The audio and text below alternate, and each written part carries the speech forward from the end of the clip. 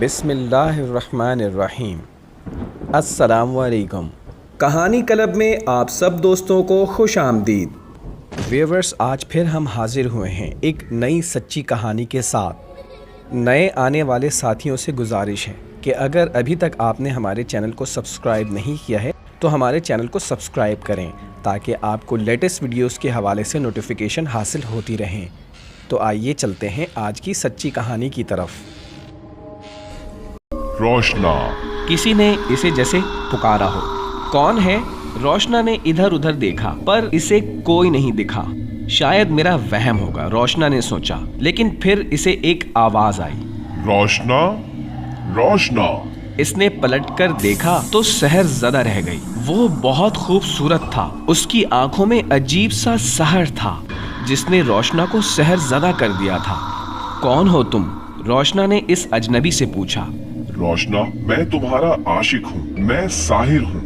रोशना, आओ मेरे पास, आओ। साहिर ने अपने बाजू रोशना की तरफ बढ़ा दी। इस साहिर ने रोशना पर ना जाने कैसा जादू कर दिया था कि वो उसकी तरफ बढ़ती चली गई बगैर सोचे कि ये कदम इसे कितना नुकसान पहुंचाएंगे। अगली सुबह जब रोशना को नाश्ते पर बुलाने के लिए गए तो रोशना अपने कमरे में ना थी। पूरी हवेली रोशना को ढूंढने में लग गया। सब परेशान थे, वो कहाँ चली गई है। हर तरफ रोशना को ढूंढा गया। आखिर रोशना नदी के किनारे बेहोश हालत में मिली। सब हैरान थे कि रोशना नदी के पास क्या करने आई थी और वहाँ बेहोश कैसे हो गई। रोशना कई दिन बीमार रही और तड़पती रही। बहुत इलाज करवाया मगर वो ठीक नहीं हुई। बुखार था कि उतरने का नाम ही नहीं ले रहा था। दिन ब दिन बढ़ता ही जा रहा था। आखिर वो खुद ठीक हो गई, ऐसे कि जैसे कुछ हुआ ही नहीं हो। सब ने रोशना से पूछा कि आखिर इसे हुआ क्या था, लेकिन रोशना को कुछ याद नहीं था। वो सब कुछ भूल चुकी थी। लेकिन फिर अवामस की रात को रोशना की तबीयत खराब होने लगी। इसका रंग स्याह पड़ने लगा, आंखें बाहर को उबलने लगी, मुंह से अजीब अजीब गैर इंसानी आवाजें निकल रही थीं। यूं लग रहा था कि इसे कोई बहुत बड़ी तकलीफ दे रहा है। वो सर के बल जमीन पर चलने लगती थी। ये सब रोशना के साथ क्या हो रहा है किसी की समझ में नहीं आ रहा था। इसे कई डॉक्टरों, पीरों, फकीरों को दिखाया गया लेकिन रोशना ठीक नहीं हुई। रोशना जानती थी कि इसकी हालत का जिम्मेदार कौन है, पर वो किसी को ना बता पाई थी कि इसके साथ उस रात क्या हुआ था। चौधरी, मैं एक साधु को जानता हूँ जो काले इल्म का माहिर है।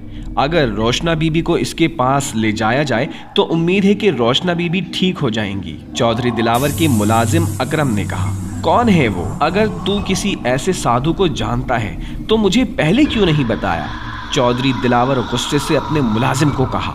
चौधरी जी, वो मैं बताना चाहता था मगर मुझे मौका नहीं मिला। मुलाजिम ने डरते डरते कहा। ठीक है अकरम, अगर इस मसले का हल साधु के पास है तो जाकर मिल ले। हम रोशना को इसके पास लेकर जाएंगे।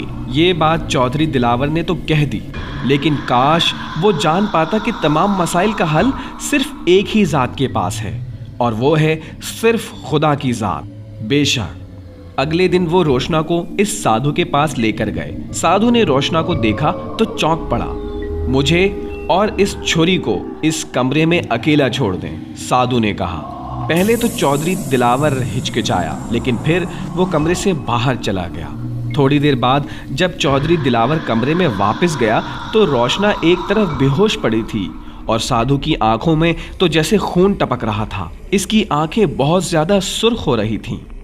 क्या बात है अम्मी जान, आप इतनी परेशान क्यों हैं? अरमान ने माँ की परेशानी भांपते हुए कहा। इसकी माँ अपनी परेशानी अरमान से छुपाने की कोशिश करती पर अरमान फिर भी जान लेता था। वो बेटा, आज कुछ लोग आए थे हुमा को देखने।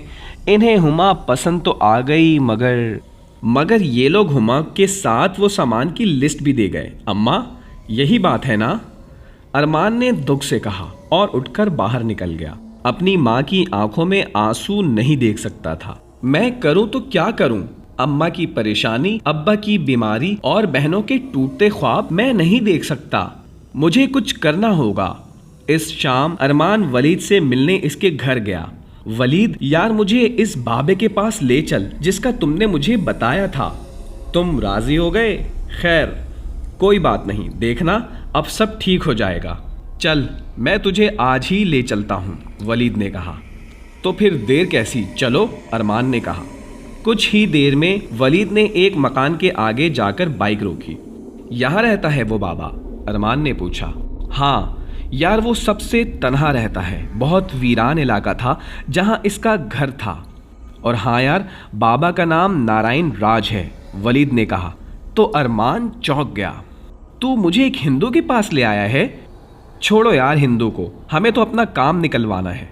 इसके पास बड़ी बड़ी ताकतें हैं, देखना वो एक ऐसा अमल करेगा कि तुझे 2 दिनों में ही नौकरी मिल जाएगी, वलीद ने कहा। और वो दोनों उस घर के अंदर दाखिल हो गए। ये क्या हुआ है नारायण बाबा, मेरी बेटी बेहोश क्यों हो गई है? चौधरी ने परेशान होकर पूछा। चौधरी, तेरी बेटी पर जिन का साया है, और वो कोई आम जिन नहीं है, बल्कि जिनों का शहंशाह जिन्नात का साया है। ये आप क्या कह रहे हैं साधु जी? ऐसे कैसे हो सकता है? ये सुनकर चौधरी साकत रह गया। इसने तुम्हारी बेटी को अमावस की रात नदी के किनारे देखा था, तब से ये तुम्हारी बेटी पर आशिक हो गया है, साधु ने कहा। और हर अमावस की रात तुम्हारी बेटी के पास आता है, लेकिन जब वो देखता है कि इसके पास लोग हैं तो वो इसको अजियत देता है। अब क्या होगा? चौधरी ने परेशानी से कहा। मेरी बेटी कैसे ठीक होगी? शहंशाह जिन्नात बहुत ताकतवर है, इससे पीछा छुड़ाना कोई आसान काम नहीं। बस इसका एक ही हल है, और वो भी खतरनाक, साधु ने कहा। कोई बात नहीं साधु जी, जितना भी खतरनाक है, मैं अपनी बेटी के लिए सब कुछ करूंगा, चौधरी दिलावर ने यकीन से कहा। तुम अपनी बेटी को बहुत से फकीरों पीरों के पास लेकर गए होगे। इनमें से कई लोग इस मसले का हल जानते होंगे, लेकिन इन्होंने तुम्हें नहीं बताया होगा। पर मैं तुम्हें बताऊंगा कि अगर तुम्हें अपनी बेटी की जान बचानी है तो तुम्हें किसी की जान लेनी होगी, साधु ने कहा। तो चौधरी दिलावर एक पल के लिए साकित रह गया। तुझे किसी की जान लेनी होगी।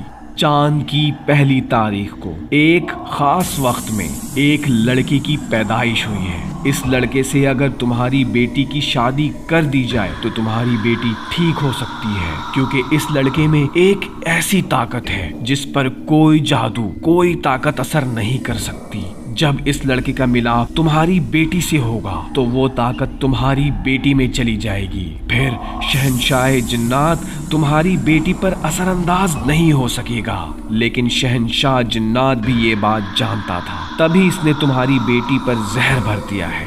अब जो भी हो, इससे शादी करेगा, वो मर जाएगा। चौधरी दिलावर ये सारी बातें सुनकर लरज उठा, लेकिन अगले ही लम्हे वो बोला, मैं राजी हूँ, पर बताए तो इस लड़के की निशानी क्या है? इस लड़के की निशानी इसके दाएं पांव पर आधे चांद का निशान है। बस वही लड़का तुम्हारी बेटी को बचा पाएगा।